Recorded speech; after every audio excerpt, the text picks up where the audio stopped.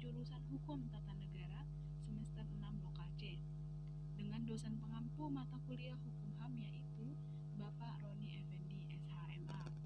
Di video kali ini, saya akan menerangkan tentang hak hidup sebagai hak konstitusional yang bersifat derogable dalam hukum hak asasi manusia di Indonesia. Maka, materi pertama yang akan saya jelaskan adalah hak hidup dalam konstitusi. Pencantuman hak hidup sebagaimana diatur dalam pasal 28A dan pasal 28I Undang-Undang Dasar 1945 dimaksudkan untuk melindungi masyarakat dari perbuatan tindakan kegiatan pembunuhan, baik yang dilakukan oleh penguasa maupun oleh masyarakat itu sendiri. Negara harusnya hadir sebagai bagian pelindung dan penegak dalam pemberlakuan hak asasi manusia, khususnya hak untuk hidup. Pengaturan hak untuk hidup dalam Undang-Undang Dasar 1945 kemudian dijabarkan dalam Undang-Undang Nomor 39 Tahun 1999 tentang hak asasi manusia. Pasal 4 berbunyi, hak untuk hidup, hak untuk tidak disiksa, hak kebebasan pribadi, hak pikiran dan hati nurani, hak beragama, hak untuk tidak diperbudak, hak untuk diakui sebagai pribadi dan bersamaan di hadapan hukum, dan hak untuk tidak dituntut atas dasar hukum yang berlaku surut adalah hak asasi manusia yang tidak dapat dikurangi oleh keadaan apapun dan oleh siapapun.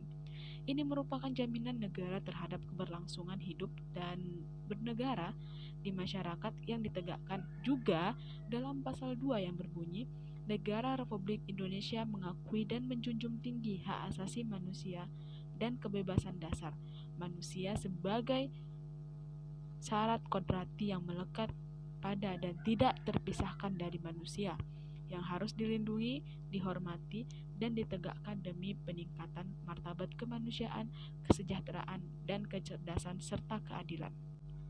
Dalam konsideran Undang-Undang Nomor 39 Tahun 1999 tentang hak asasi manusia, menimbang huruf A menyatakan bahwa HAM merupakan hak dasar yang secara kodrati melekat pada diri manusia, bersifat universal dan langgeng.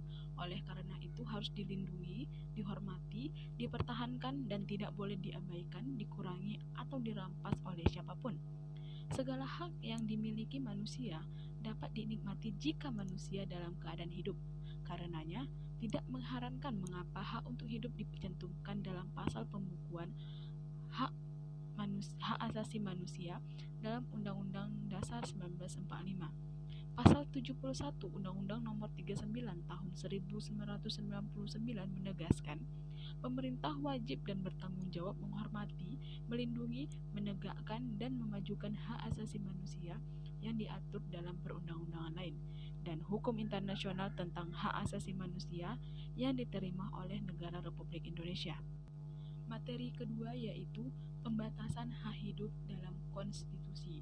Meskipun secara umum menurut Manfred Nowak bahwa HAM tidak dapat dianggap sebagai mutlak, tetapi hanya memiliki validitas relatif atau yang dalam bahasa Jimli Ad-Sidiki disebut sebagai mutlak insani, yaitu bahwa sifat absolutnya itu berlaku sepanjang rumusan konstitusi itu sendiri yang merupakan produk perjanjian sosial tertinggi tidak diubah lagi pada suatu saat.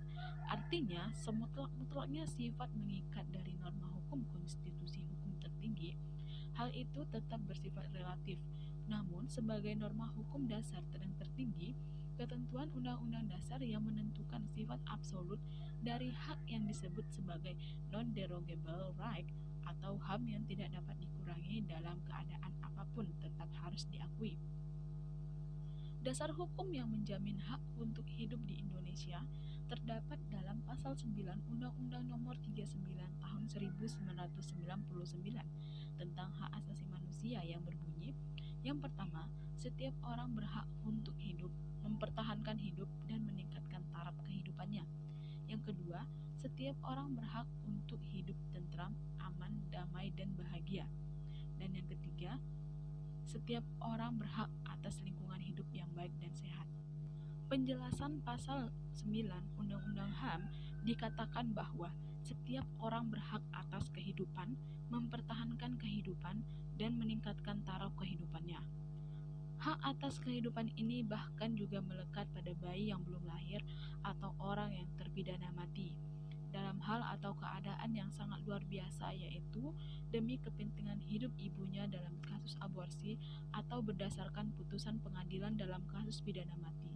Maka tindakan aborsi atau pidana mati dalam hal dan atau kondisi tersebut maka dapat diizinkan. Hanya pada dua hal tersebut itulah hak untuk hidup dapat dibatasi. Dari penjelasan pasal 9 Undang-Undang HAM di atas dapat diketahui bahwa dalam kondisi tertentu seperti pidana mati, hak untuk hidup dapat dibatasi. Dan materi terakhir yang akan saya jelaskan adalah tentang legalitas pidana mati dalam sistem hukum pidana di Indonesia. Indonesia merupakan negara yang masih mengadut pidana mati. Hal ini didasarkan pada maksud semula pembentukan Undang-Undang Dasar Negara Republik Indonesia tahun 1945 yang dijelaskan oleh Mahkamah Konstitusi pada putusannya yang menyatakan bahwa Indonesia tidak menganut hak asasi manusia yang bersifat mutlak, sehingga dalam hal hak untuk hidup yang menjadi bagian dari hak asasi manusia dapat dikurangi apabila dilakukan sesuai dengan undang-undang. Hal tersebut dikuatkan dengan adanya pasal pembatasan hak asasi manusia yang termuat dalam pasal 28 huruf J Undang-Undang Dasar 1945. Dan inilah yang menjadi dasar berlakunya pidana mati di Indonesia. Indonesia sebagai negara yang berlandaskan hukum dan menjunjung tinggi hak asasi manusia tidaklah berpandangan bahwa pidana mati merupakan bentuk pelanggaran terhadap hak asasi manusia seseorang. Hal inilah tertuang dalam penjelasan pasal 9 Undang-Undang Nomor 39 Tahun 1999 tentang hak asasi manusia mengenai hak untuk hidup dapat dikesampingkan dengan alasan yang sangat darurat, termasuk pidana mati yang dijatuhkan kepada terpidana, di mana hal ini masih dapat dibenarkan.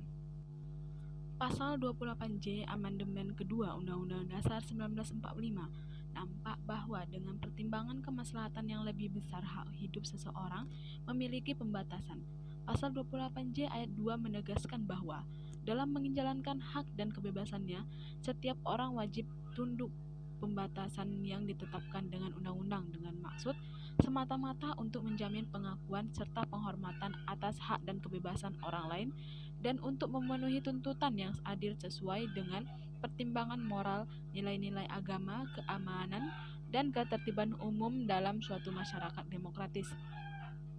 Dengan demikian, walaupun setiap orang memiliki hak hidup dan kehidupan, namun hak tersebut tidak absolut adanya. Hal tersebut dibatasi dengan penerapan pidana mati sepanjang dijalankan sesuai norma serta nilai yang berlaku. Dapat dikatakan pula bahwa pelaksanaan pidana mati sejalan dan dijamin oleh hukum atas dasar konstitusi.